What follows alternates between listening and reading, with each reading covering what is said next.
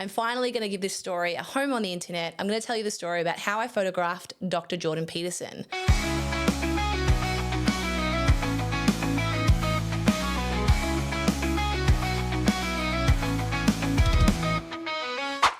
I'm Carl J. Soda, and I take the influence out of photography and I focus on what makes you money, not what makes you spend it.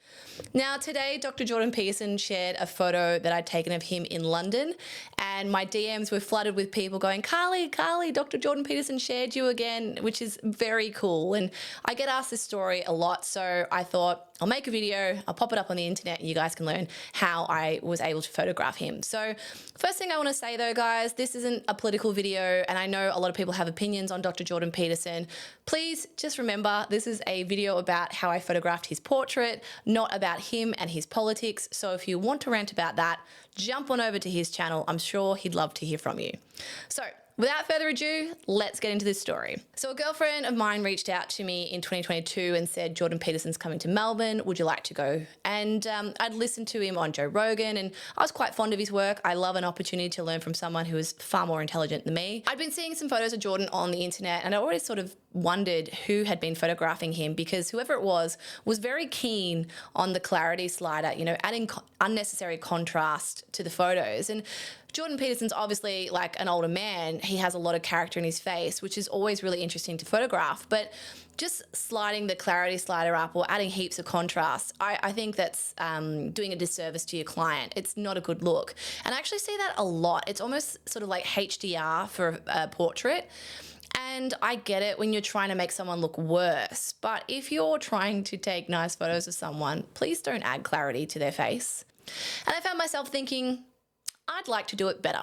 So I'm going to, as you do, and I was set about trying to find how to get in contact with his team.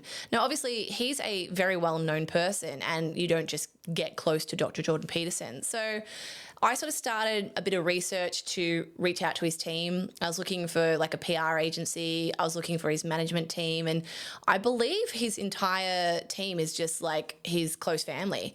I don't believe he has many external people helping him at all. I could be wrong. So I went on social media and I was trying to find who his team were. Like, you know, was it Michaela's partner or were there other people associated? And so I went through his following list, as you do, on Instagram, and I literally looked at every single profile he was following. And I was able to find a couple of different team members. And so I jumped onto their profiles and had a look, and I was trying to figure out how close they were with him and if they were directly related to his team. And I reached out to a couple of people and sent them messages and heard absolutely nothing back. Which makes sense, because why would you reply to me? And so I sort of thought, okay, this is going to be a little bit harder, and I'll wait a little bit closer to the date.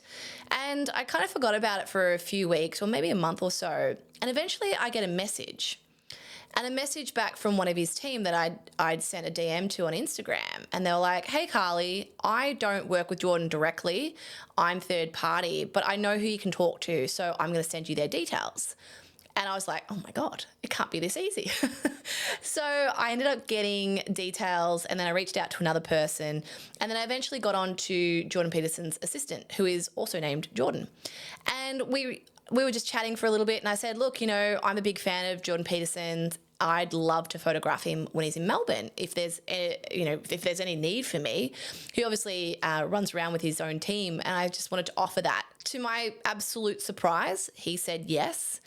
He said yes about 4 months out, and I kind of felt myself thinking, oh, it's a little too good to be true. He'll forget or it won't happen. So I didn't hold my breath. As we got a little bit closer, I reached out and I said, hey, you know, just touching base, wanted to confirm some details and ensure that, you know, I was across the board. And they wrote back, yep, absolutely. This person's going to meet you here. Here's your pass. This is what you need to do. And I was like, oh my God, this is actually happening. And so as the day rolled around, I was incredibly nervous. I went through all my gear, made sure I had everything with me. This was all happening at Rod Laver Arena in Melbourne, and obviously there's a backstage area and green room, which is where I would be photographing him. And because I wasn't familiar with the layout, I wanted to be there really early, make sure I had everything with me because, you know, I was nervous and I wanted to do a good job. And I got there, I entered the backstage area. I got given a AAA pass, which is an access all areas pass. And I was welcomed in as if I was part of the team. Like, the hospitality of Jordan's crew you know, all the people that were the roadies, the people who were in charge of all the lights and the freight and the gear and all that sort of stuff. They were so lovely. And they're like, oh, you know, Jordan's not here yet, but this is where you're going to be photographing him. And it was in the green room of Rod Laver. The first thing I thought is, ew, I don't like the decor, but you know, beggars can't be choosers. It is what it is. So I walked in there and there's a lot of geometric patterns. There was a geometric pattern on the wallpaper.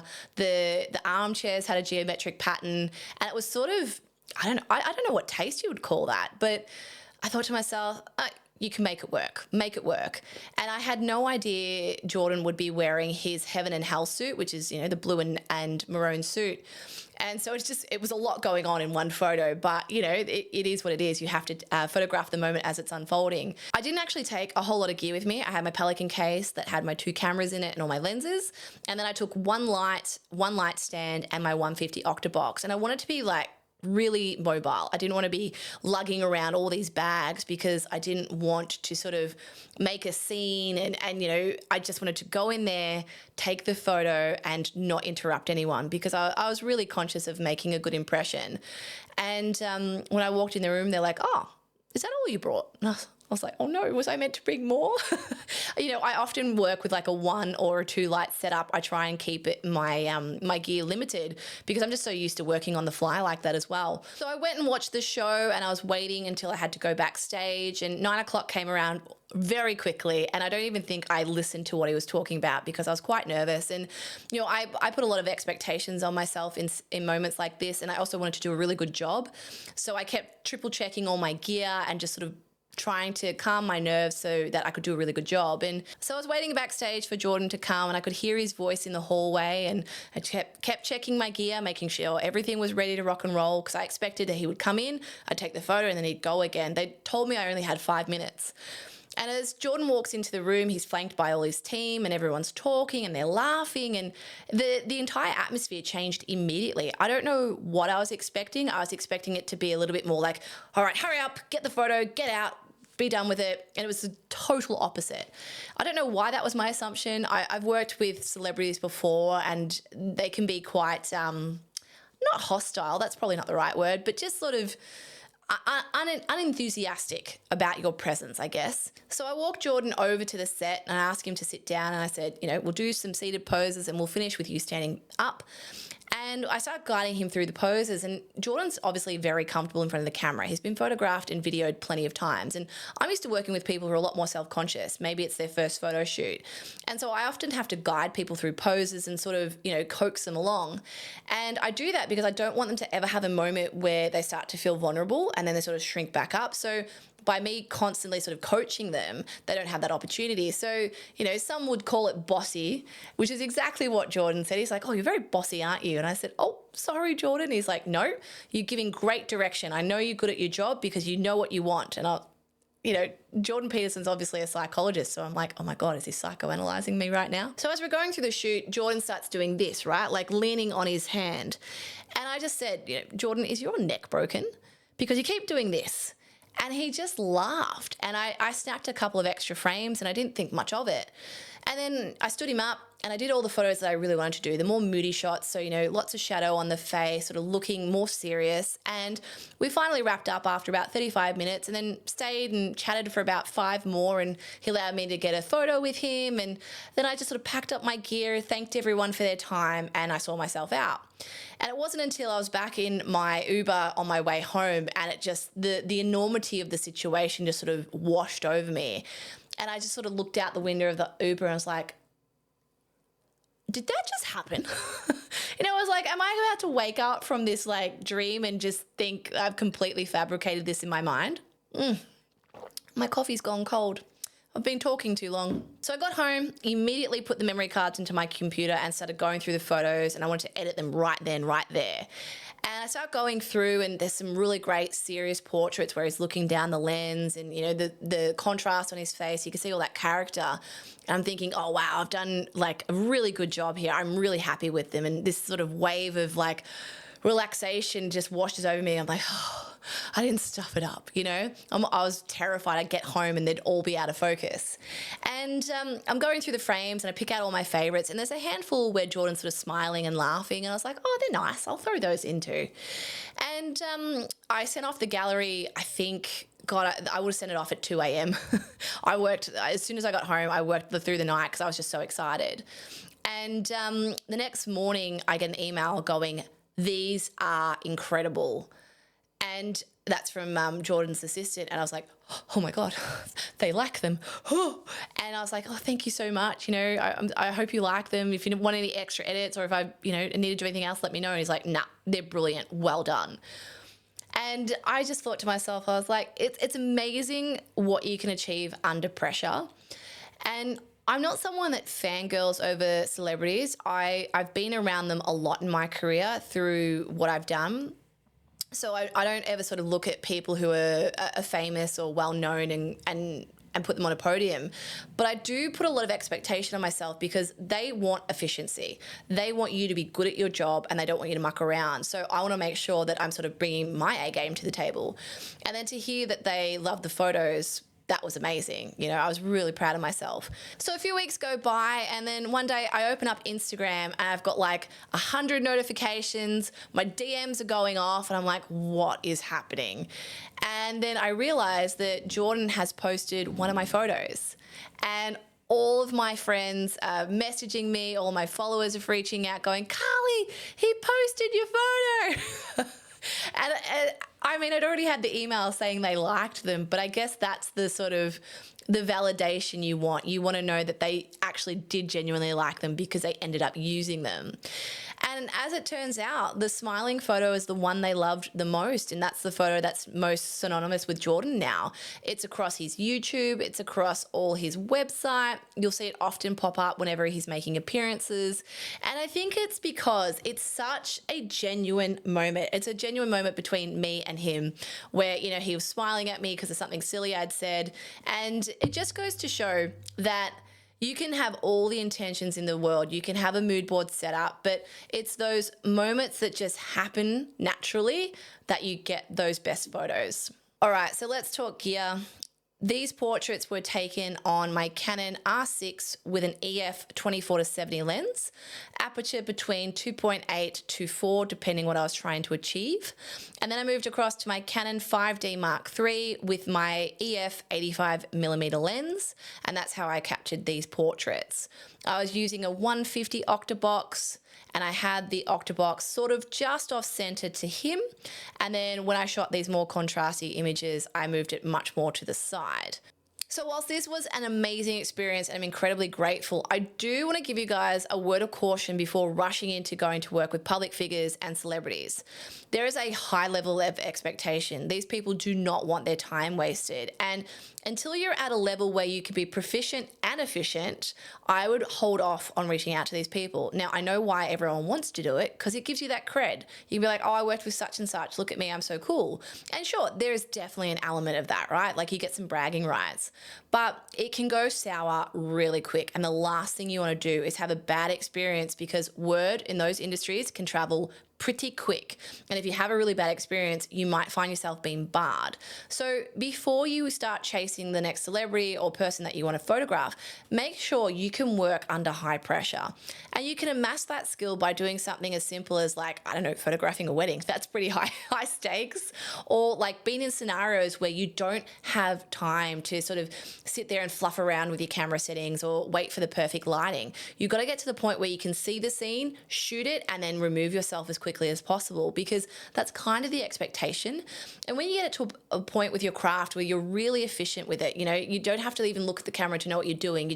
You're doing it sort of like just subconsciously now. That's when you reach out to these people, because of course it can elevate your career. It's great for your portfolio, but if it does go pear-shaped, you know, it can leave a really sour taste and it can actually impact your career. So don't go rush out to it until you feel like you're in a point where you can be in that sort of situation and not crack. The next big question on everyone's lips is, how much did you get paid? And to which I will answer nothing, because I didn't want to be paid. That was not why I was doing this shoot. Now, if I had gone in there demanding to be paid, that would have closed every door in my face. It's not that they don't want to pay you. That's not the expectation. It's more so I reached out, I offered and volunteered my services to then turn around and be like, okay, well, if you want to use them, you guys have to pay me now. That is not how you do business. Sometimes you have to give before you take. And I know there's going to be people out there who go, you never should work for free. Don't give away your photos. That's terrible advice.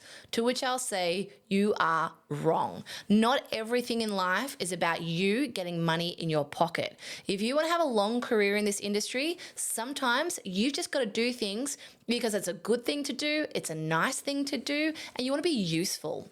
And people like people who are useful. They'll keep them around. And if they recognize that you're willing to contribute, to be part of the team, guess what?